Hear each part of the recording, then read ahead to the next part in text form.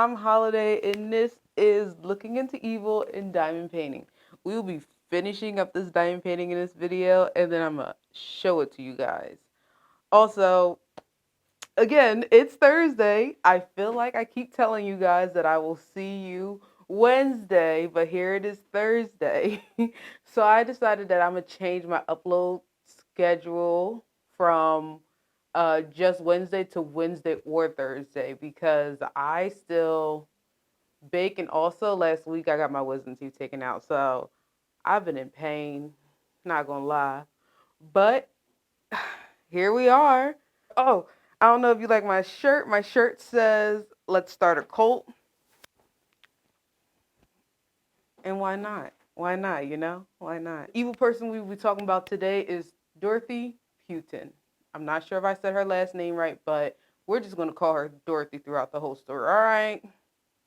Let's be real. Because this was crazy. Where do I begin? Dorothy being born on January 9th, 1929 in San Bernardino, California. Her parents are Jesse James Gray and Trudy Mae Yates. Her living situation when she was younger was very crazy. Both of her parents are alcoholics, used Dorothy at any chance they got, and they would also starve her to death. At a young age, both of her parents actually ended up dying. Her father ended up dying from tuberculosis, and her mother, maybe a year or so after that, died in a car crash. And from then on out, Dorothy was sent to an orphanage, and at that orphanage, she was sadly sexually abused by the workers at the orphanage. But when she's older, Dorothy actually does end up getting married. Her first marriage, because she's married 4 times throughout this whole saga. Her first marriage is to a man named Fred McFall. Sorry if I'm pronouncing it wrong, but sadly he 2 years later of a heart attack, and Dorothy needs money, so Dorothy starts to forge checks to make a way for her have some money and for her to get by. She ends up getting caught for fraud, and she ends up going to jail. She is sentenced to a year in prison, but she ends up only getting 6 months because of good behavior. And immediately when she gets out, she falls pregnant, and she ends up giving her daughter away for adoption. And then that is actually when she marries her second husband. His name is Axel Johansson. They had a very violent 14-year marriage, and eventually Mary actually ends up getting out of that marriage as well, and that's her second marriage. And this is actually, honestly, right after being with him is right when her life of crime and murder starts to erupt. She's in and out of jail. She's arrested for fraud at one point. She's also arrested for being the owner of the brothel, and she receives 90 days in jail. And then once she's taken out, once she gets out of jail, she immediately goes back in for vagrancy for 90 days. After that, she just does these random acts of crime. And then one day miraculously, Dorothy decides, I'm going to get my life together. And she becomes a nurse's aide for elderly people. And soon after she becomes a nurse's aide, she starts to manage boarding homes for people that are disabled and mentally ill. So then her fourth marriage happens to Robert Putin, which is her current last name.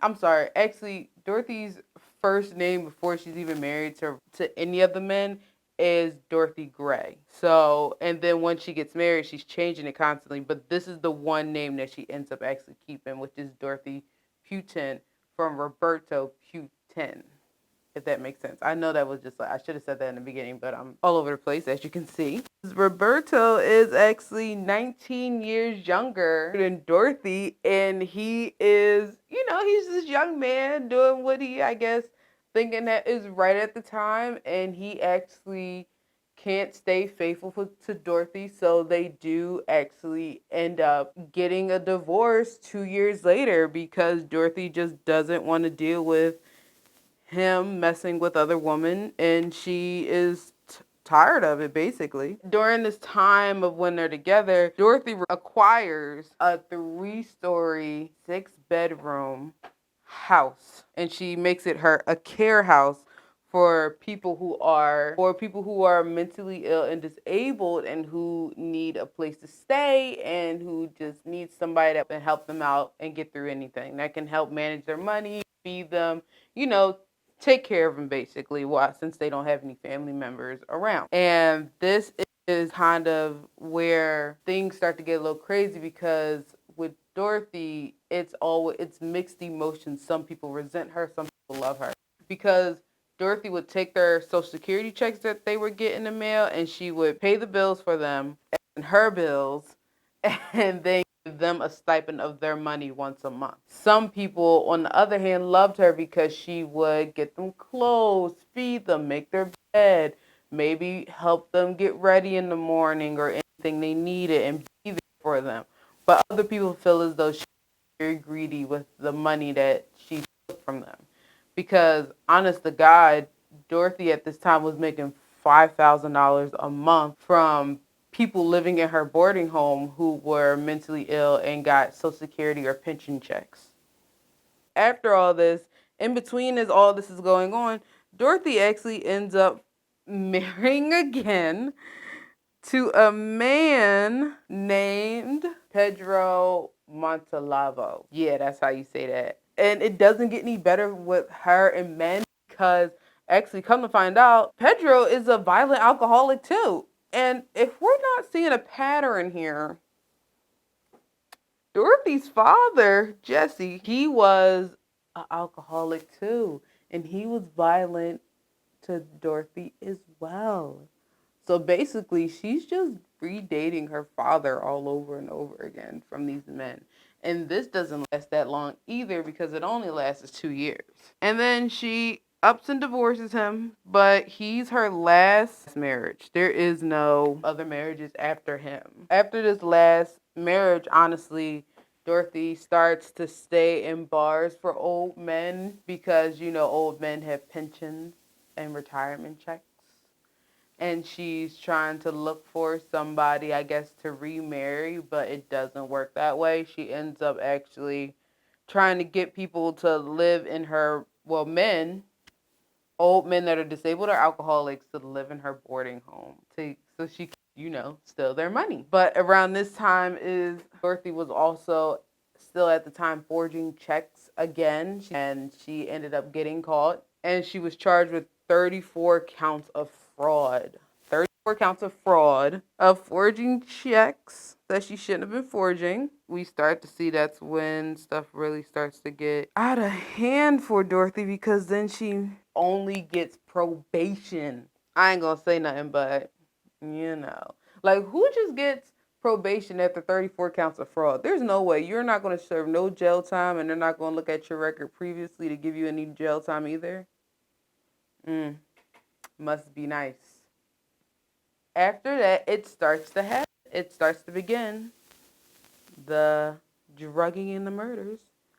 Dorothy starts to drug her tenants, and it was actually one man that was able to actually break free away from the boarding home and to actually let the authorities know about what was going on in the house, basically. He and 4 other accusers accused Dorothy of basically drugging and taking their money. Dorothy actually at this time was put in jail 4 or 5 years, but only spent 3. And at this time, while she was in jail, she made a pen pal, a 70-year-old man who has a really nice pension. He ends up coming to get her from prison on her day out, and he picks her up in this Ford 1980 red pickup truck. That's gorgeous. And after spending some time with Dorothy, he randomly goes missing. They just can't find him anymore. I wonder why he went missing. His name is Everson Gilmont. After he actually goes missing in 1985, November of 1985, Dorothy actually ends up hiring a man named Ishmael Flores, and she hires him to do woodwork around the house to put in new paneling for the boarding house, you know? So she like pays him $800, and then she gives him this nice brand new red 1984 pickup truck. She says that it's from a boyfriend who's in Los Angeles and he doesn't need it anymore. Okay.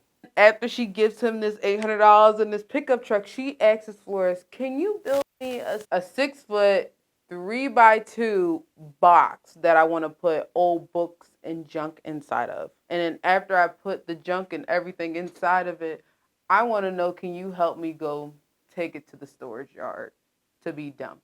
Flores agrees, thinking that it's junk in it. After he's building it, she puts whatever is in it that she wants to put in it. And as they're going to dump it, she basically tells him to pull the truck over, and she dumps it into a riverbank. And Flores asks, "Oh, why would you do that? We're like almost there. You know, like it could have waited." But she's like, "Oh, it was just junk, so it doesn't really matter like where it goes. It's okay. Like we won't get in trouble for dumping it here. Sure, it's fine, whatever." So he's like, "Oh, okay." So then they get back in. He helps her take out the box, take the 6 foot 3x2 box out of the back of his new brand Ford pickup truck, and they drag it, and she pushes it into the riverbed. But after a few days, the box actually comes up on shore, and a fisherman finds it, and they find a dead body in it. But the body is so decomposed that they can't even identify who's in the body. So now it's just a random murder that they can't even say who it is, what happened, how did he die, nothing. And if you can't guess who's inside of the box, it's Everson. Everson is the one inside the box. She ended up killing him for his pension, and even after killing him, Dorothy ends up collecting his pension, and she also starts to write letters to his family, lying that he's just so gravely ill that he can't write his own letters. So she's writing them for him. At any time, once he's better, if she gets any good news, she'll send it back home. It's wild that this is what money can do to you, you know? But she actually is still a busy woman with the boarding house. The boarding house at this time is still going. She actually ends up housing like at least 40 tenants in her boarding house. Actually, she's very popular with social workers, and they like her because she takes all the tough cases. I wonder why she takes all the tough cases. Technically, technically, Dorothy is not really allowed around elderly people. Remember when she went to jail for 3 years for stealing from four of her tenants? Yeah, she's not really allowed around old people. And even though parole agents come around, they don't fine or give her any violations, no fines, nothing. They just go about their day. Maybe if they, I don't know, arrested her, a lot of people will probably still be alive. At this time, Dorothy is making about maybe $5,000 a month from all these tenants living in her house at this moment. So it's like, why wouldn't y'all, as her parole officer, why are you allowing her to be around elderly people when she's not allowed to? It's like letting a sex offender around children when he's not allowed to be around children. No, maybe they think that she's just this nice woman who had like one little hiccup. She's doing better now. I doubt it, because obviously from we know what they don't know, what's really going on in this goddamn house. You know, since parole agents didn't catch on, you know who actually ends up catching on? The damn neighbors. The neighbors start to catch on that Dorothy is having a lot of suspicious people in and out of her house. And they're not always seeing them anymore. So Dorothy, adopts the help from an alcoholic named Chief. She wants Chief to dig holes in her basement. And then after he's done digging the hole, she wants him to put a concrete slab on the bottom of her basement. So after Chief does all this work for her, Chief actually ends up going missing. Right? Poor Chief. After Chief goes missing, that's when police start to get involved and they end up searching Dorothy's house. And at this point, even though they are searching Dorothy's house, she's not a suspect. She actually is told to relax, calm down, go get some coffee, and then come back and they'll talk at her house. But Dorothy takes this moment to book it. She flees to LA, try to get away, and she ends up in this gentleman's bar with older men. The older man starts to notice her from somewhere, and he's like, is this the lady that they're now looking for? Because let me tell you what's going on back at the house. At the house, they find like 7 bodies in her backyard from soil that looks like it's been turned up. But what made them actually go to Dorothy's house is that they were looking for a mentally disabled man named Leno Carpenter, and he was 78, and they were just looking for him. But once they saw that it was soil in the backyard turned up, they were like, oh, what is this? Like, I'm not talking about like a little bit of a like a plant. I'm talking about the whole damn backyard is turned up, and it looks like just dirt everywhere.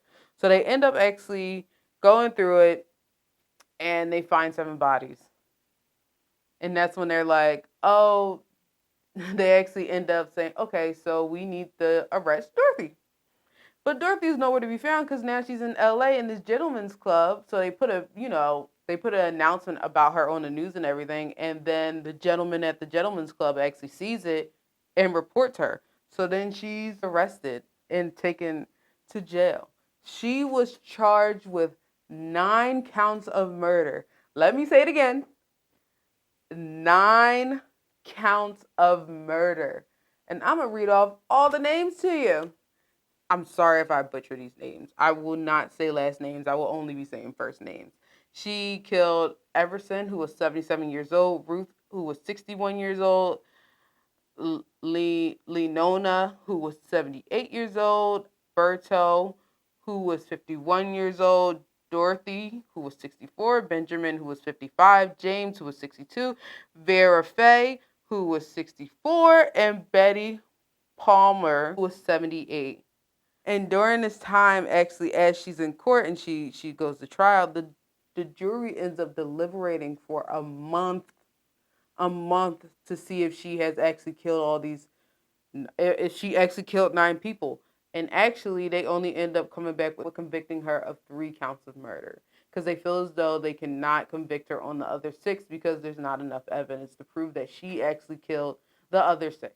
Dorothy ends up receiving life without parole, or she'll never get out. She was sent to Central California's women's facility until death, said that she was innocent. She always proclaimed that she was innocent and that all her tenants who have died under her care died of natural causes. I don't believe it, but whatever. Dorothy ends up dying March 27, 2011 in prison, and she was 82 years old. Her house to this day is still standing, and sometimes they do tours. 3-story, 6-bedroom house, and also actually it caught the eyes of ghost hunters who believe that the house is still haunted after all 9 tenants that she killed. Also, there is a documentary called The House is Innocent. Like, okay, of course the house is innocent, but the woman who owned the house is not. That is the story about Dorothy Putin.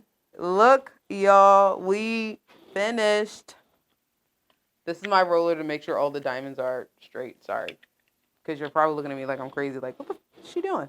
But this is finished. Y'all ready? I'm ready. See, look. We finished. Oh, it actually looks like the picture. I'll put the picture right next to it. But look, we're done. This took me a long ass time. Well, this is diamond painting and looking into evil. We have finally finished our painting. And I will be seeing you guys next week. Bye. Ever since the day that you went away.